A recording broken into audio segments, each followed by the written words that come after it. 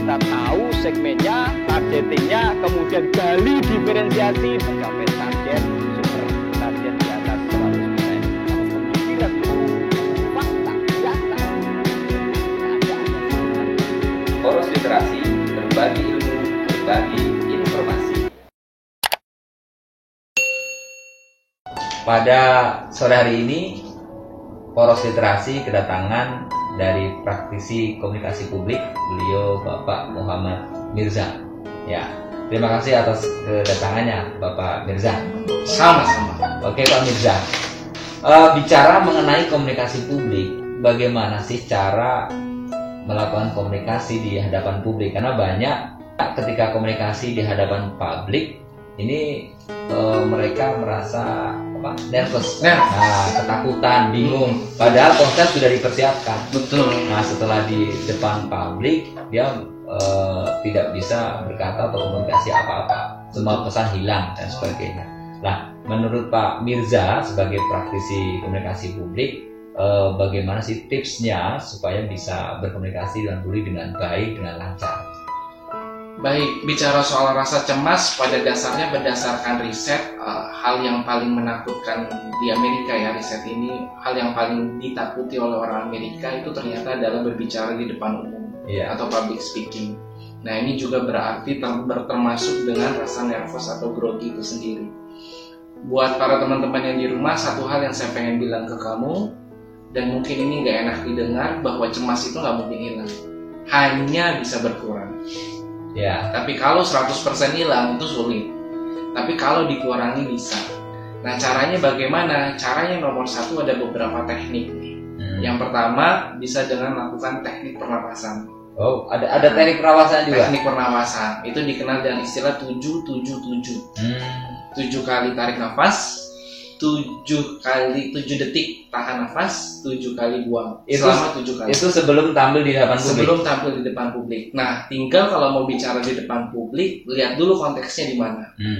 Nomor satu bisa di kelas, bisa di ruang aula yang besar, ataupun di ruang rapat. Oke lah, bicara di satu kelas. Apa yang harus kita lakukan sebagai seorang komunikasi publik supaya menghilangkan rasa nervous. Nah, ini juga teknik yang kedua selain pernafasan itu. Yang kedua adalah kenali ruangannya. Kenali ruangan. Buat nyaman dengan ruangannya. Dan caranya gimana? Caranya kalau bisa 1 jam lebih awal datang. Atau setengah jam lebih awal datang. Apa yang dilakukan? Sesuaikan badan kita dengan aura yang ada di ruangan tersebut. Misalnya kalau seandainya kata di ruangan itu ada mic yang harus kita pakai, gunakan mic-nya, coba mic-nya. Kalau seandainya kata ada PowerPoint yang harus ditayangkan, dicoba dulu PowerPoint-nya.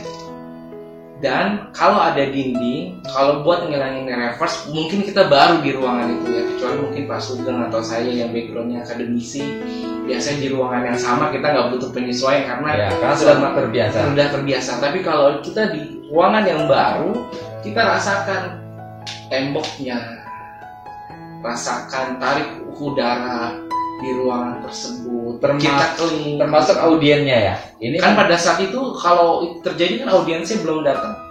Nah itu, kadang kita sudah menyesuaikan sama tempat, sama ruangan, udah satu kenyamanan tersendiri. Tapi ketika audiens datang, apalagi ketika audiensnya itu adalah orang yang mungkin ekspektasi kita berlebih. Oh dia atasan, atau orang yang paling dihormati.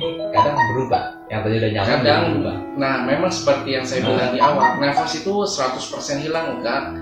Dengan teknik pernafasan, menyesuaikan dengan ruangan, itu sebenarnya mengurangi rasa cemas tersebut. Dan yang ketiga, di dalam komunikasi publik atau yang dikenal dengan public speaking, 50% keberhasilan ada di mana? 50% keberhasilan dalam komunikasi publik adalah penguasaan materi. Jadi kalau buat teman-teman yang ada di rumah, kalau teman-teman pengen menguasai kemampuan 50% kemampuan public speaking yang baik atau komunikasi publik yang baik adalah menguasai materi tersebut. Nah, ketika teman-teman menguasai 50%, berarti sama dengan teman-teman menguasai setengah kemampuan di public speaking. Luar biasa. Sisanya bicara soal teknik, bicara soal body language, bicara soal vokal, bicara juga soal kata-kata. Ya. Nah itu hanya tinggal tambahan 50% sisanya. Jadi penguasaan materi adalah segala. Oke. Kadang menguasai materi, tapi ada hubungannya juga dengan kalau orang lihat ini kok nadanya yang keras, vokalnya yang tinggi. Jadi dari sisi seni, ya orang yang bicara di depan dengan vokal yang selalu tinggi, intonasi yang terlalu tinggi ini juga memberikan kesan yang kurang baik. Menurut Pak Mirza gimana?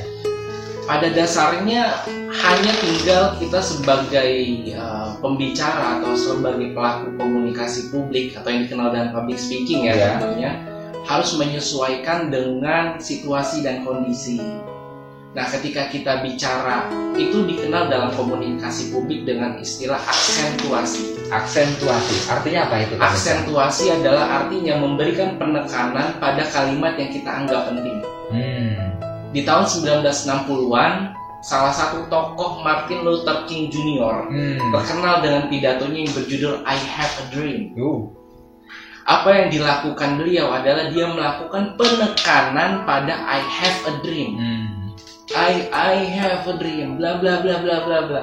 I have a dream. Nah, itu adalah memberikan penekanan yang dikenal dengan aksentuasi. Mungkin sebagian tokoh nggak suka dengan teriak-teriak, tapi kalau di depan lapangan, forum yang luas, melakukan demonstrasi, ya disesuaikan. Tapi ketika kita di kelas, disesuaikan dengan volumenya, apakah worth it nggak sih kita teriak-teriakan? Enggak. Caranya adalah kalau ada kalimat yang kita rasa penting, berikan penekanan. Tapi kalau misalnya kata tidak penting, agak cepat nggak apa-apa. Tapi kalau ada satu kalimat atau poin penting, itu kita memberikan penekanan tersebut dan jeda sesaat. Tujuannya adalah memberikan kesempatan ke audiens untuk mencerna dan menangkap kalau pesan yang kita berikan ini penting banget. Itu dikenal dengan istilah aksentuasi. Ya, tinggal kita sebagai pembicara memang nggak bisa terus-terusan teriak-teriakan. Bicara aja normal, santai. Kalau memang kalimatnya normal dan memberikan penekanan pada kalimat penting dan disesuaikan dengan situasinya. Kalau di kamera mah saya rasa kita nggak butuh teriak-teriak ya, karena nafas pun terdengar biasanya gitu. Mungkin Pak Mirza ada pesan-pesan yang bisa disampaikan ke audiens ya, bagaimana bisa menguasai public speaking supaya lebih bisa menyesuaikan ketika berbicara di depan publik ya. Silakan. Baik teman-teman yang ada di rumah, saya pengen memberikan pesan kepada kamu kalau kamu pengen menguasai kemampuan komunikasi publik dengan baik atau yang dikenal dengan public speaking ya bahasa populernya. Saya pengen memberikan pesan itu dengan istilah BEER. BEER itu apa? Yang pertama adalah teman-teman believe, teman-teman yakin bahwa teman-teman bisa berbicara di depan umum. Yakin dulu sama diri kita. Kalau kita yakin dan percaya kita mampu, insya Allah kita bisa. Yakin, jangan menyerah untuk belajar. Betul. Terus mencoba. Yang kedua adalah interesting. Jadi kita benar-benar tertarik dengan komunikasi publik dan berbicara di depan umum. 1000 teori public speaking, 1000 teori komunikasi publik yang kita kuasai, tapi kita nggak tertarik dengan materi tersebut, yakin pun akan sia-sia dan akan lari. Dan nggak bisa dipaksa. Jadi nomor 2 adalah interesting. Kita tertarik dan memang memiliki minat untuk dikomunikasi publik atau berbicara di depan forum. Nah, yang pesan saya yang ketiga adalah dalam penguasaan public speaking, 1000 teori dan punya keyakinan pun akan sia-sia kalau seandainya kata kita tidak melakukan yang disebut dengan R terakhir. Apa itu? Repeat. Lakukan lagi, lakukan lagi, terus-terusan, dicoba lagi. Karena jam terbang dan pengulangan dan juga pelatihan itu nggak akan pernah bohong. Karena 1000 teori dalam komunikasi publik akan sia-sia kalau seandainya kata kamu tidak pernah mau mencoba berbicara di depan umum. Luar biasa. Diskusi yang banyak dagingnya. Terima kasih bisa memberikan manfaat. Terima kasih. Baik. Demikian Poros Literasi, mudah-mudahan bisa memberikan manfaat kepada kita semua, pencerahan kepada kita semua. Ketika saya menyampaikan poros literasi, kita bersama-sama mengucap berbagi ilmu, berbagi informasi. Oke. Baik. Poros literasi, berbagi ilmu, berbagi informasi. Terima kasih Pak Mitra. Wih.